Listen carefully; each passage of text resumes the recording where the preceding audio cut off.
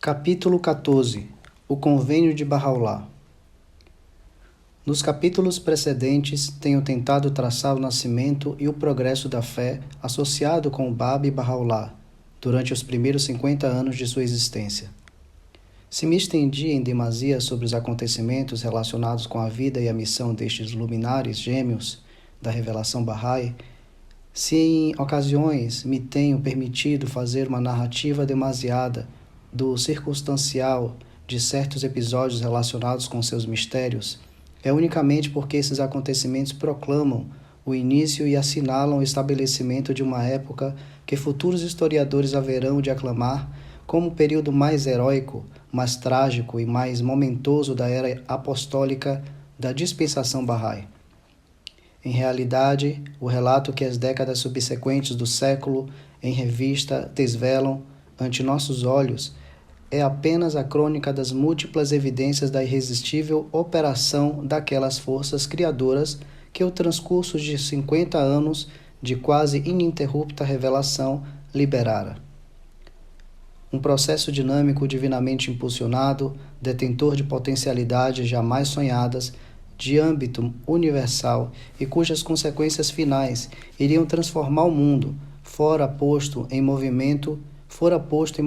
naquela noite memorável em que o Bab revelou o propósito de sua missão e Mullah Hussein no obscuro recanto de Shiraz.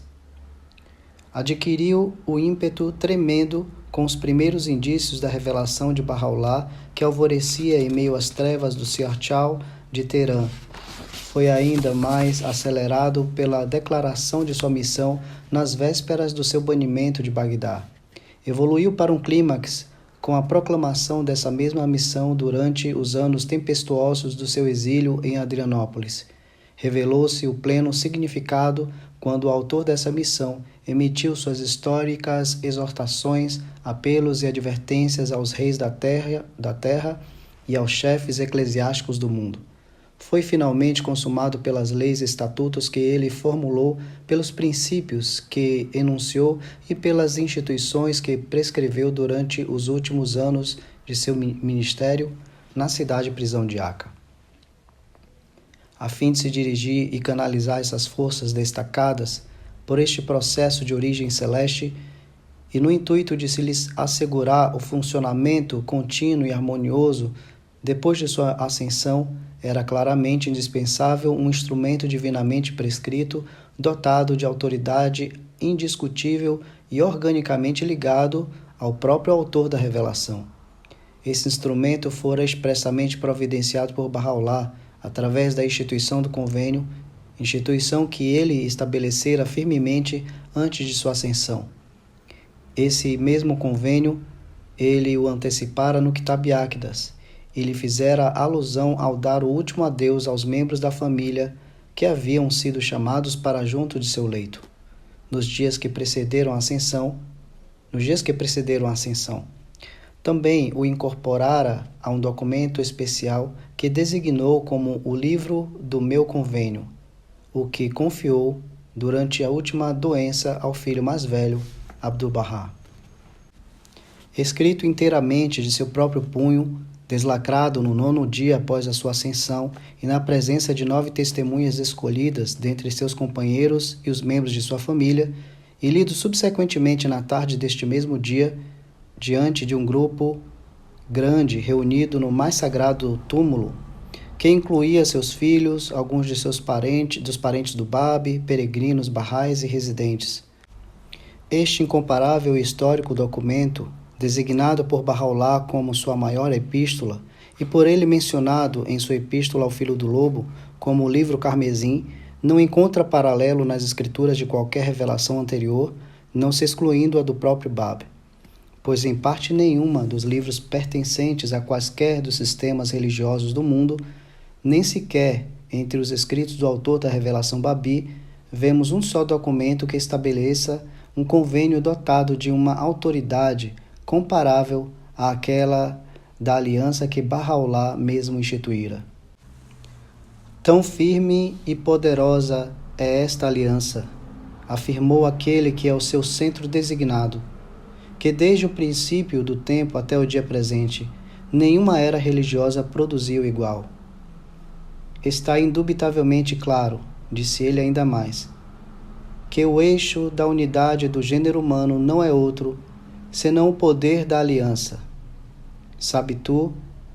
que o cabo seguro mencionado desde a fundação do mundo, nos livros e nas epístolas e escrituras da antiguidade,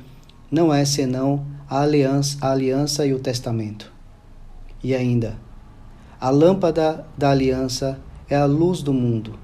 e as palavras delineadas pela pena do Altíssimo são um oceano ilimitado. O Senhor todo glorificado, declarou ele além disso, fez a sombra da árvore de Anissá, árvore da vida, uma nova aliança e estabeleceu um grande testamento. Terá se estabelecido uma aliança tal como este em qualquer era anterior, em qualquer época, período ou século passado, ter-se-á visto o testamento igual, registrado pela pena do Altíssimo. Não, por Deus. E finalmente,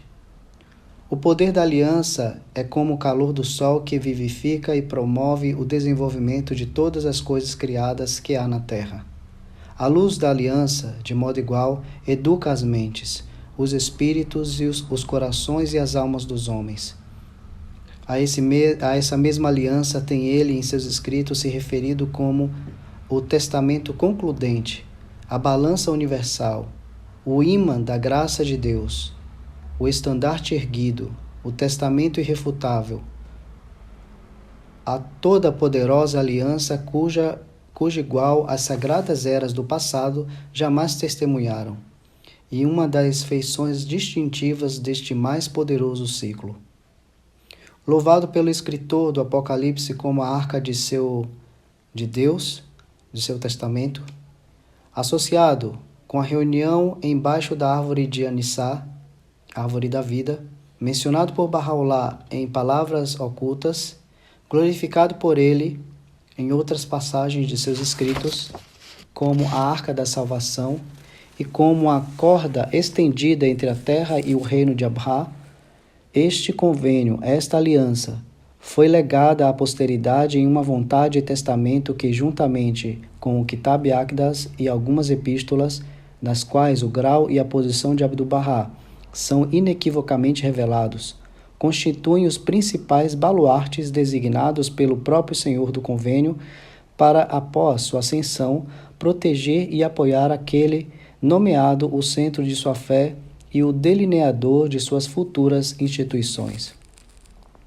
Neste documento importante e incomparável, o autor revela o caráter daquela excelente e inestimável herança legada por ele aos herdeiros, proclamada de novo o propósito fundamental de sua revelação, concita os povos do mundo a se apegarem firmemente àquilo que elevará sua posição, enuncia-lhes que Deus perdoou o que passou, realça a sublimidade da posição do homem, revela o objetivo primordial da fé divina, recomenda aos fiéis que rezem pelo bem-estar dos reis da terra, as manifestações da grandeza de Deus e as auroras de seu poder e suas riquezas, investe-os no governo do mundo, escolhe como seu domínio especial os corações dos homens, proíbe categoricamente dissensões e contendas, ordena os adeptos que ajudem aqueles governantes que estão adornados de equidade e justiça,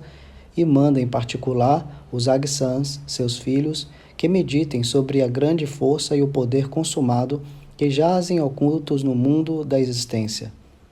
Ordena-lhes, ademais, bem como os Afnãs, parentes do Bab, e aos próprios parentes, que se voltem todos para o maior ramo, Abdu'l-Bahá, identifica-o como aquele a quem Deus designou, que derivou desta raiz pré-existente, a quem o Kitab Aqdas faz referências, ordena que o grau do ramo maior, Mirza Muhammad Ali, fique abaixo do maior ramo, Abdu'l-Bahá, exorta os crentes a tratarem aos Agsans com consideração e afeto, aconselha-os a que respeitem sua família e seus parentes, bem como os do Bab, nega aos filhos qualquer direito à propriedade dos outros, concita a todos, os próprios parentes e aos do Bab, a temerem a Deus, a fazerem o que é próprio e digno, e a seguir as coisas que irão exaltar sua posição. Previne todos os homens de que não consintam em que os meios de ordem se tornem causa de confusão e o instrumento da união motivo para a discórdia.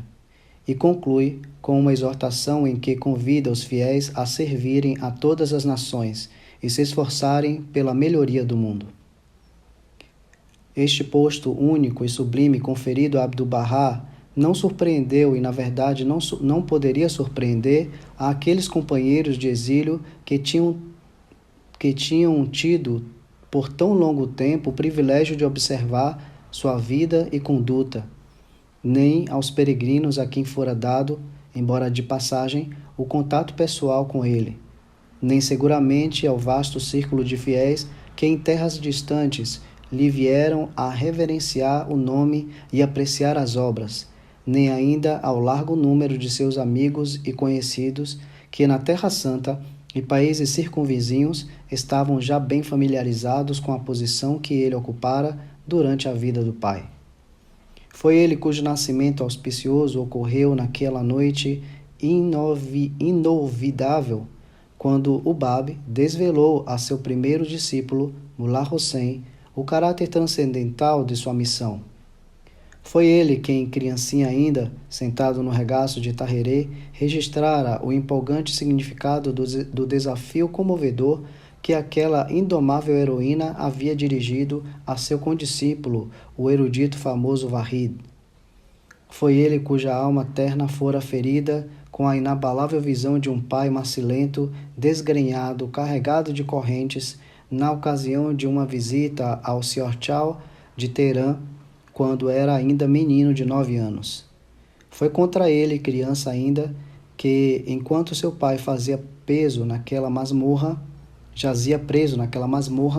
se havia dirigido a malícia de uma turba de moleques que o apedrejaram, vilipendiaram e o acabrunharam de ridículo. Seu destino foi, pouco depois de haver sido seu pai libertado da prisão, de com ele compartilhar os rigores e as misérias de um desterro cruel de sua terra natal às provações que culminaram em seu forçado recolhimento às montanhas do Kurdistão. Foi ele quem, desconsolado por causa da separação de um pai a quem adorava, confiara a Nabil, segundo atesta este em sua narrativa, que se sentia envelhecido, embora apenas uma criança de tenra idade. Sua fora a distinção, sem igual, de haver reconhecido, enquanto ainda na infância, a plena glória da posição, não revelada ainda de seu pai, reconhecimento este que o impediria de prostrar-se os seus pés a ele e lhe implorar espontaneamente o privilégio de sacrificar a própria vida por sua causa. De sua pena, quando era ainda adolescente em Bagdá, emanara aquele magnífico comentário sobre uma bem conhecida tradição maometana, escrito à sugestão de Baha'u'lláh em resposta a um pedido feito por Ali Shawak Pasha, o qual era tão esclarecedor que excitou a ilimitada admiração de quem a recebeu. Foram suas dissertações e seus discursos com eruditos, doutores, com os quais teve contato em Bagdá, que primeiro despertaram a admiração geral por ele e por seu conhecimento. Admiração essa que haveria de aumentar constantemente à medida que se alargava o círculo de suas relações mais tarde, primeiro em Adrianópolis e depois em Aca. Foi a ele que o muito oculto Khurshid Pasha, governador de Adrianópolis, se sentira movido a prestar em público um fervoroso tributo, quando a presença de numerosos sacerdotes iminentes dessa cidade, o jovem convidado havia, de uma maneira concisa e espantosa, resolvido um intricado problema que causara perplexidade nas mentes das pessoas lá reunidas. Uma realização que tão profundamente afetou o Pachá que, daquele tempo em diante, Ele mal se podia reconciliar com a ausência desse jovem nas reuniões. Nele, Bahá'u'lláh fora levado a depositar uma confiança sempre crescente a uma medida que o âmbito e a influência de sua missão se estendiam, nomeando-o em inumerosas ocasiões seu deputado, habilitando-o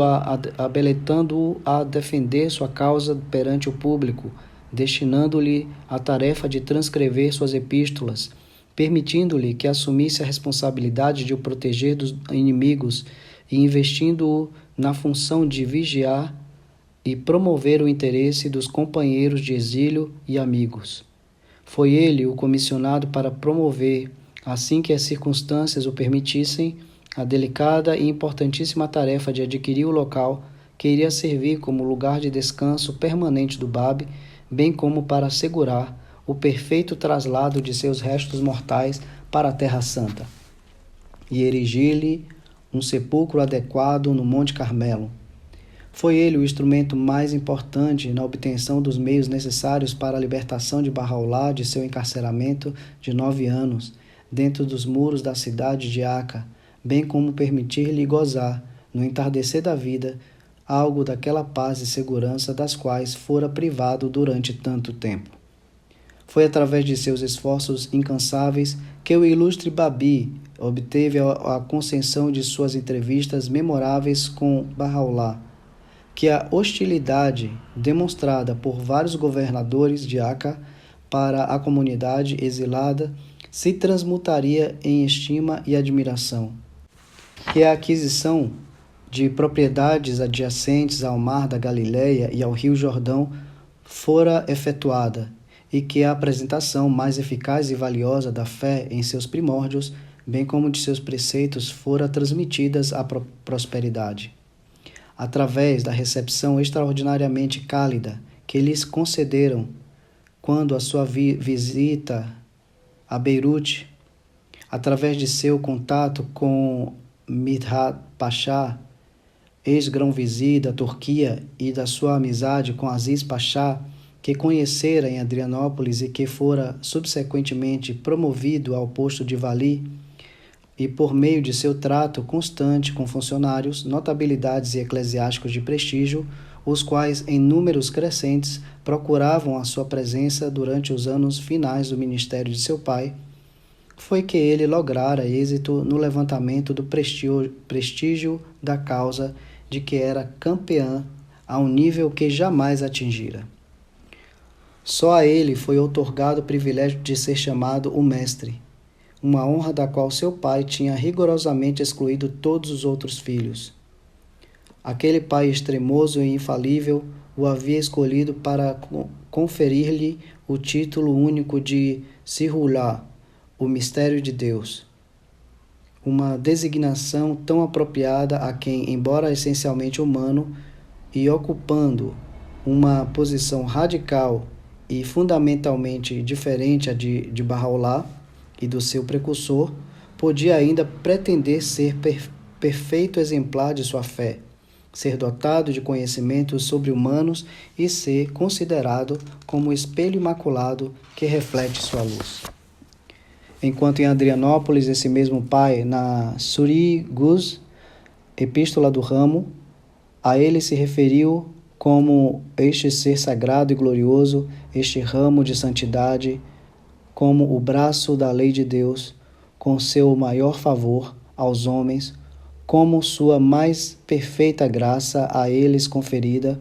como aquele através de quem é vivificado todo o osso em decomposição, declarando que quem a ele se dirigir se terá dirigido a Deus, e que aqueles que se privam da sombra do ramo se perdem no deserto do erro.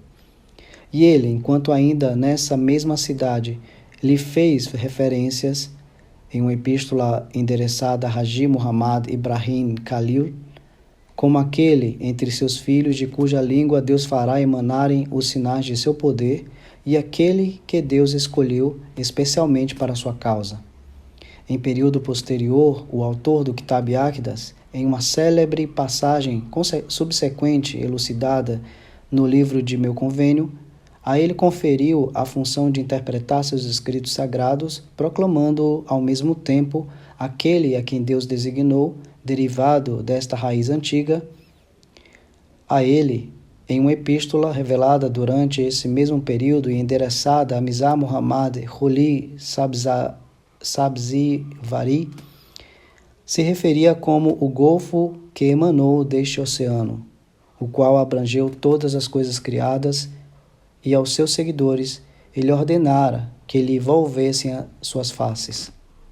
A ele, além disso, na ocasião da sua visita a Beirute, seu pai, em uma comunicação com ele ditada ao amanuense, havia rendido um fervoroso tributo, glorificando-o como aquele a cujo redor revolvem todos os nomes, como o mais poderoso ramo de Deus, e como seu antigo e imutável mistério. Foi ele a quem Bahá'u'lláh, em várias epístolas que ele próprio escrevera, se dirigia pessoalmente como o menino de meus olhos, e a quem se referira como um escudo para todos os que estão no céu e na terra, como um abrigo para toda a humanidade e uma cidadela para quem quer que em Deus tenha acreditado. Foi em seu benefício que seu pai, em uma oração revelada em sua honra, suplicara a Deus que o tornasse vitorioso e ordenasse para ele, como também para aqueles que o amam, as coisas destinadas pelo Todo-Poderoso a seus mensageiros e aos fidedignos de sua revelação. E finalmente, em ainda outra epístola, foram registradas estas palavras poderosas: a glória de Deus esteja sobre ti e sobre quem quer que te sirva e ao redor que te circule. Infelicidade, grande felicidade sobrevém a quem a ti se opõe e causa dano. Feliz é aquele que a ti jura fidelidade, e a quem seja teu inimigo, que o fogo infernal atormente. E agora, para coroar as inestimáveis honras, privilégios e benefícios de que foi cumulado em quantidade sempre crescente através de 40 anos do ministério de seu pai em Bagdá, em Adrianópolis e em Aca, ele fora elevado ao alto cargo de centro do convênio ou centro da aliança de Bahá'u'lláh e designado como sucessor do próprio manifestante de Deus, posto que lhe dava poderes para comunicar um ímpeto extraordinário à expansão internacional da fé de seu pai, para amplificar-lhe a doutrina, para derrubar todas as barreiras que lhe obstruíssem a marcha, e para dar corpo e delinear as feições da ordem administrativa, fruto do convênio e precursor daquela ordem mundial cujo estabelecimento deve necessariamente assinalar o advento da Idade Áurea da Era Bahá'í.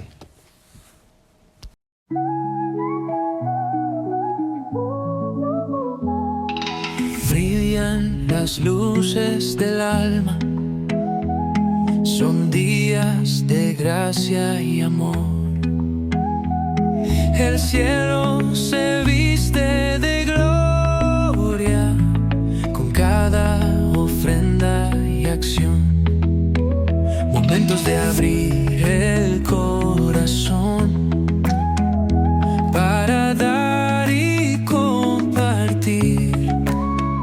reflejos de un amor sin fin que embriaga la creación. Se nutren los lazos de la amistad, se aviva el afecto hacia los demás, el alma fulgura hospitalidad, inunda de brillo la comunidad. Ay, Yamia, un canto de paz, eco de un reino que invita a amar. Damos con gozo, servimos con fe, en cada acto su luz brilla más.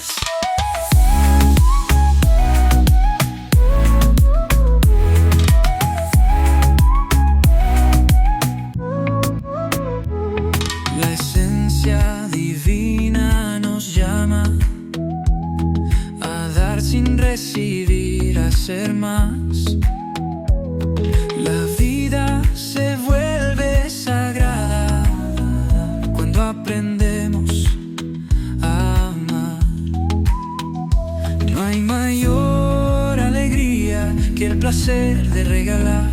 ser un faro en la oscuridad, tender nuestra mano.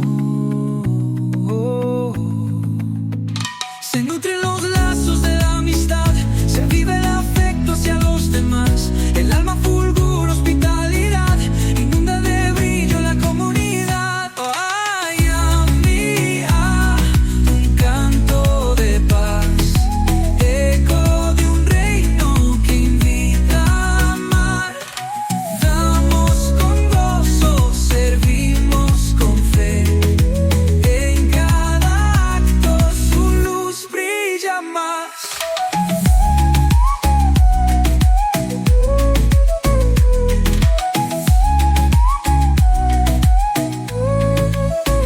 Se nutren los lazos de la amistad, se aviva el afecto hacia los demás, el alma fulgura hospitalidad, inunda de